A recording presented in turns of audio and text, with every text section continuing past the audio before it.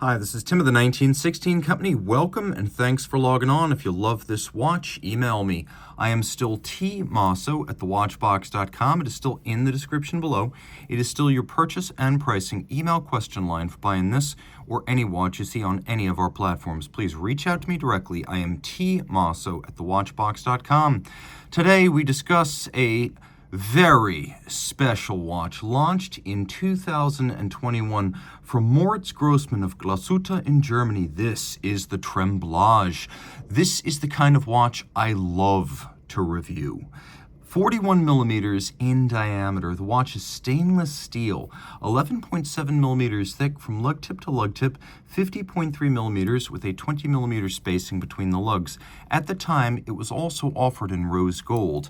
This watch is large for a dress timepiece, but not huge. Neither undersized nor oversized. It's full-sized or right-sized, and you can see being under 12 millimeters thick with a sloped bezel, it will fit underneath the cuff. Now my wrist once more 16 centimeters in circumference.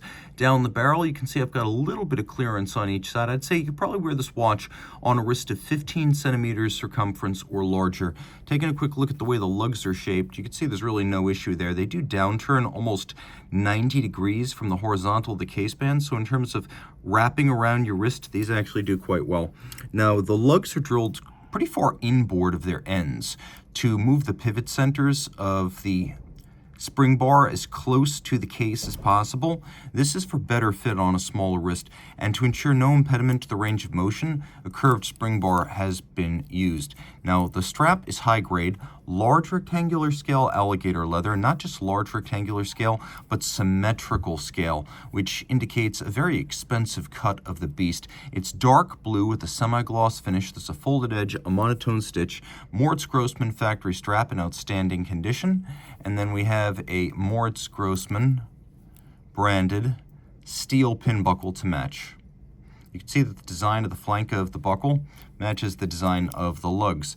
Doing things a little bit differently from Glashütte Original and Lange und Söhne, here we have lugs that are stepped out from the case band, but not with a notch. There's a nice sharp break between lug and case, suggesting that these lugs may have been welded into place, which is always a fine and traditional way of making a case. Requires a lot of time, skill, individual attention, and effort. It's also expensive to do, but a watch like this is worth that kind of fabrication. Now, if you look closely, you can see that there's actually a little bit of an inward inflection or a concave profile to the lugs. This case is quite nuanced. You can also see it's a little bit broader at its base than it is at the bezel, so it has reverse tumble home.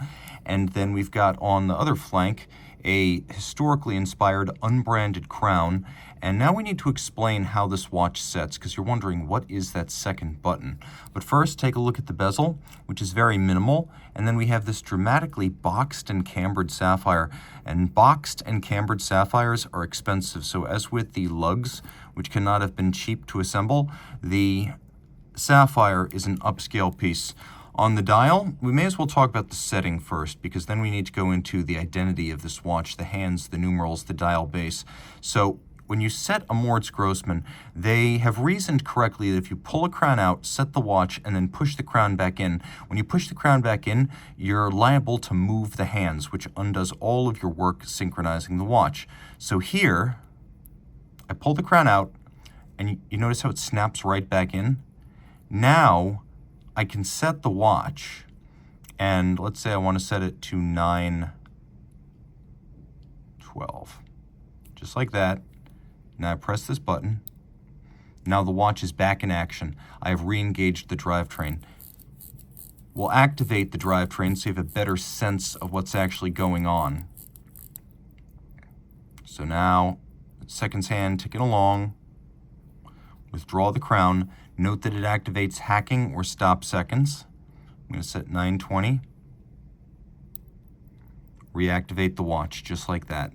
So the crown stays flush when you reactivate, and all of a sudden the drivetrain snaps back into action. Now, the dial is made of German silver, what would be known as Maillot, in the French-speaking watchmaking regions.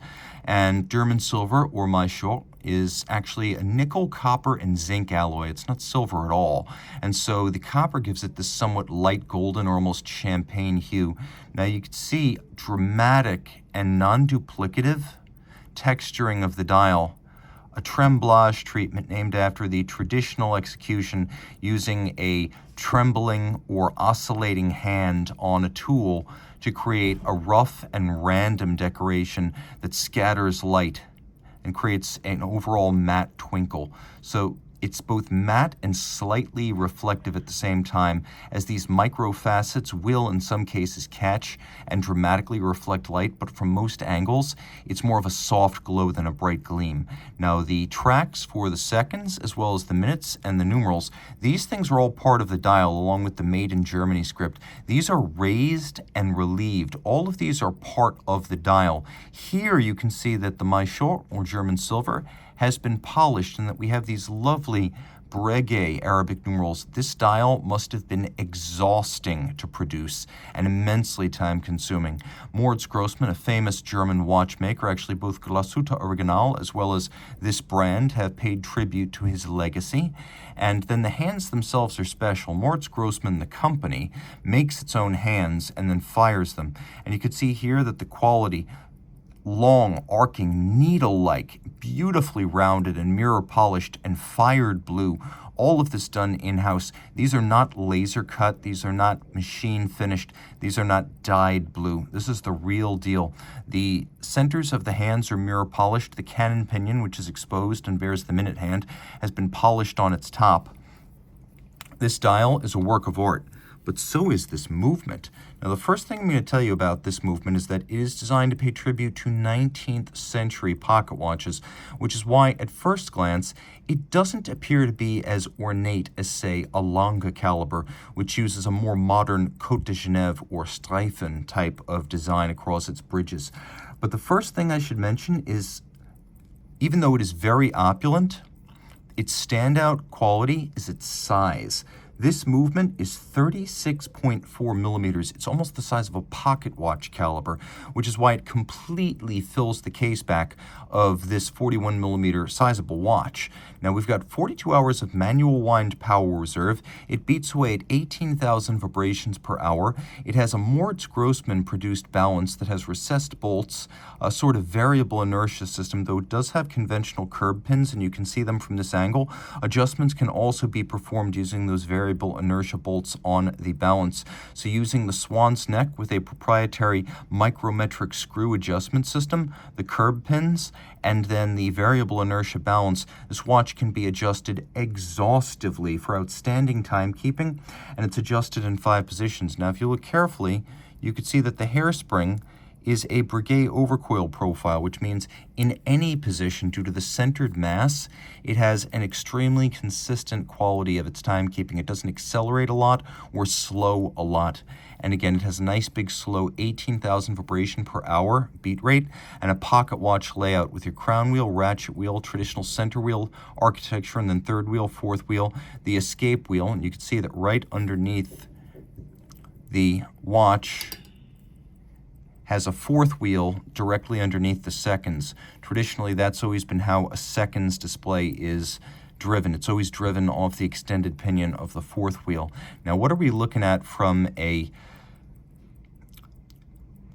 artisanal standpoint? Well, this 20 joule movement features media blasting because this sort of frosted finish would have been common in the pocket watch era. All of the engraving on the bridges and plates done by hand, with the exception of the caliber 100.1 notation. So all of this is done freehand with a burin. The jewel count of 20, the number of the movement, the letters, the characters and numerals, Moritz Grossman Glashütte. No two of these will be exactly alike. And you could see that whereas Lange often gives you one freehand engraved bridge, here we get 2. One for the escape wheel, one for the balance. And you could see this is done freehand with a burin, a sort of florizin or banknote floral scrolling. And no two of these will be exactly alike because the human hand can never exactly retrace its path. Taking a look at the screw heads, the easiest one to observe is the large one atop the ratchet wheel.